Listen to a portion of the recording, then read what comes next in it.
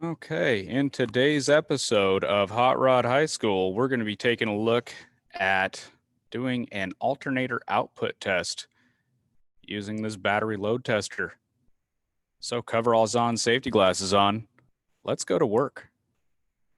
So our first step in this is, well, make sure that if you just completed the starter motor draw test, that you've reinstalled the fuse to the fuel pump because the vehicle does need to run in order to perform this test.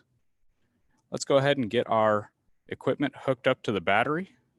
So we'll first take this red cable off of the tester and install this onto the battery positive cable. Black cable, we're going to install onto the battery negative cable.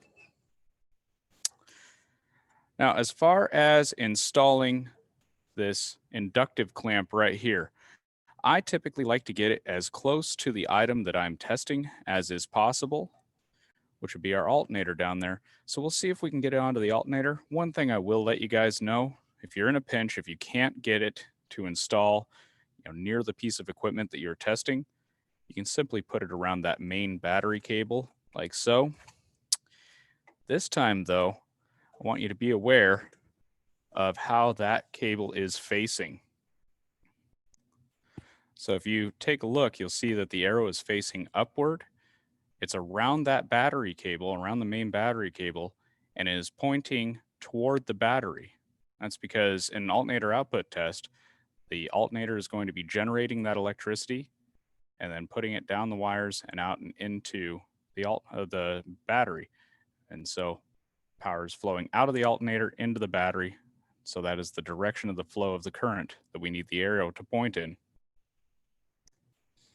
Now, while it is possible to get that inductive clamp around the wire to the alternator, it is a really tight fit. So on this one, we're just going to go ahead and test this alternator with that main battery cable. We'll move our tester back over to that section.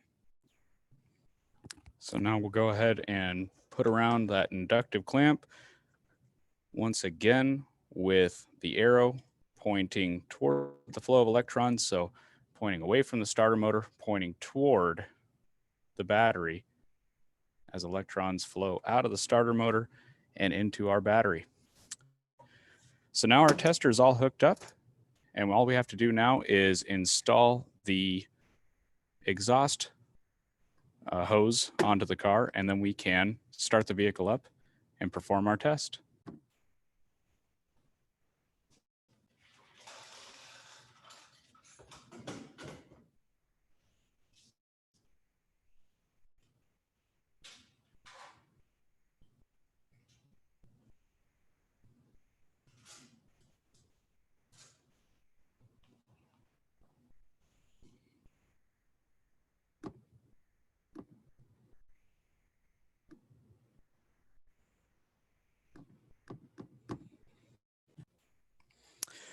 So there's a few ways to proceed with this test at this point. One of them is to use the load gauge that is on this battery tester.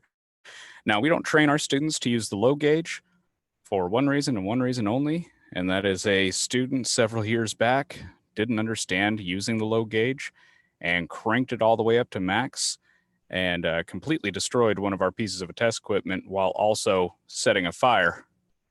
And so we're going to do a little bit different test. But if you were going to use the load gauge, what you would do is you would look in the manufacturer's specifications and find the overall amperage rating for that alternator.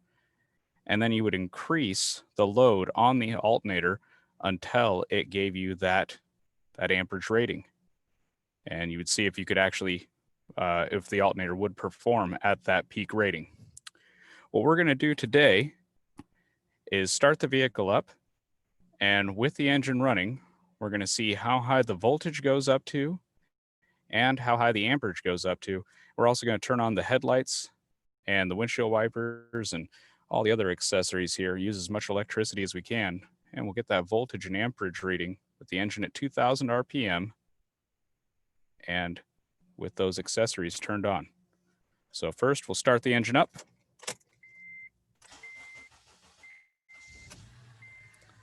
Now I'm going to increase the RPM to 2,000. Turn on the headlights and the windshield wipers. And now we are getting that full amperage reading. Looks absolutely excellent. I am not going to read out the numbers on the gauge right now because I would like for you guys to do this test and to find those ratings yourself. So this has been doing an alternator output test on a 2008 Acura.